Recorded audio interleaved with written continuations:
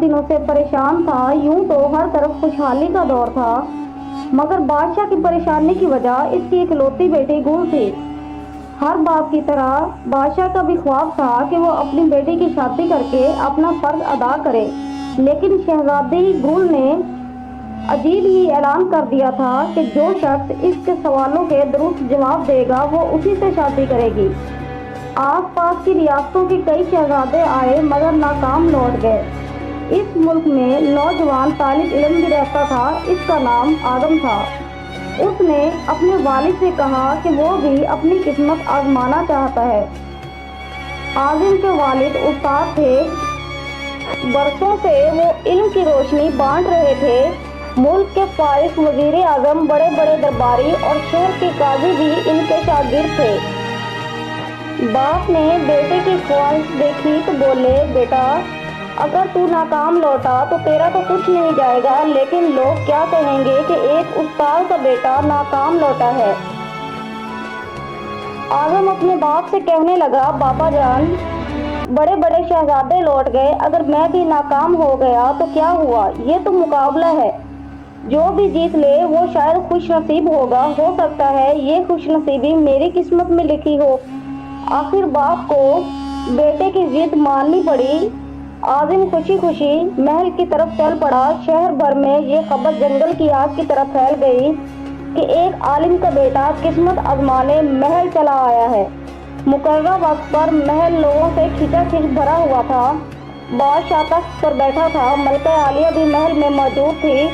वजीर, अमीर, दरबारी और अवामुल नास सब दरबार में मौजूद थे। आखिर शहजादी ने पहला सवाल कर डाला। इसने शहादत की उंगली फिजा में बुलंद की। आजम ने कुछ देर तवक़्फ़ुफ़ किया और फिर शहादत वाली उंगली के साथ वाली उंगली फिजा में बुलंद की। ये देखकर शहजादी मुस्कुरा उठी और मलका आलिया बोली, शाबाश ऐ नौजवान, तुम पहला मरहला कामयाबी से तय कर चुके हो। दूसरे सवाल के लिए शहजादी कुर्सी से उठी और हाथ में तलवार लेकर हवा में चलाने लगी। कुछ देर बाद जगह पर आ बैठी। बादशाह समेत हर दरबारी की नजर आजम पर थी। आजम खड़ा हुआ और अपनी जेब से कलम निकालकर फिजा में बुलंद कर दिया। शाबाश ऐ नौजवान, हम खुश हुए, ये जवाब भी दुरुस्त है। मलका आलिया की आवाज दरबार में गूंज रही थी। इसी के साथ दरबार मुबारक हो की आवाजों से गूंज उठा। दो सवाल क्या थे और इनके जवाब क्या थे, अब हर शख्स इस पर गौर कर रहा था कि शहजादी ने क्या पूछा और आजम ने क्या जवाब दिया। लोगों के लिए ये एक राज था।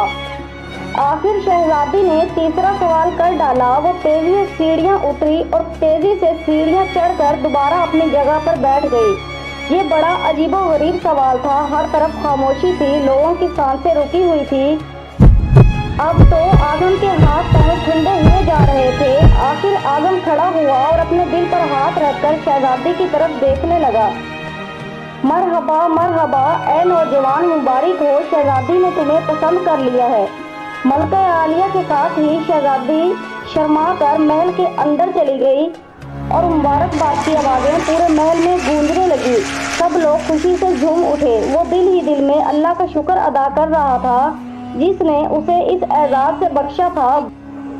बादशाह ने आजम से पूछा, ऐ नौजवान, मलका आलिया को तो तुमने मुतमईन कर दिया, अब ये बताओ कि तुमसे ऐसा क्या पूछा गया और तुमने क्या जवाब दिया। अगर तुमने एक भी जवाब गलत दिया तो तुम्हारी गर्दन धड़ से अलग कर दी जाएगी। आजम पुरएतमाद अंदाज में खड़ा था और बोला, बादशाह सलामत। शहजादी ने एक उंगली खड़ी करके पूछा कि तुम अल्लाह को मानते हो। मैंने दो उंगलियां खड़ी करके जवाब दिया कि अल्लाह और इसके रसूल पर मेरा पक्का ईमान है। बहुत खूब, हम खुश हुए, बादशाह ने मुस्कुरा कर कहा। आजम बोला। इसके बाद शहजादी ने तलवार उठाकर पूछा था कि इससे बड़ी कोई ताकत है दुनिया में। मैंने जवाब दिया, कलम का वार तलवार के वार से कहीं ज्यादा ताकत रखता है। माशाल्लाह नौजवान, तुमने हमारा दिल जीत लिया। तुमने साबित कर दिया कि दौलत से ज्यादा इल्म में ताकत होती है। लेकिन तीसरा जवाब, बादशाह ने हौसला अफजाई करते हुए पूछा। आजम ने आसमान की तरफ देखा और कहने लगा, बादशाह शहजादी दरबार की सीढ़ियां उतरी और चढ़ी, कुर्सी पर थक कर बैठ गई। उन्होंने पूछा था कि मैं थक चुकी हूँ, लेकिन मेरे जिस्म का एक हिस्सा है जो नहीं थका। मैंने जवाब दिया, दिल। ये पुदाई से लेकर मौत तक बगैर थके धड़कता रहता है। बादशाह ने आजम को पास बुलाकर गले से लगाया और कहा, ऐ लोगों, गवाह रहना, मैंने हकदार का हक अदा कर दिया है। मेरी बेटी ऐसे शख्स की बीवी बन रही है जिसके पास इल्म की दौलत है, जिसे कोई चुरा नहीं सकता और ना ही कम कर सकता है। बादशाह ने इसी वक्त खुशी खुशी आजम और शहजादी गुल की शादी तय कर दी।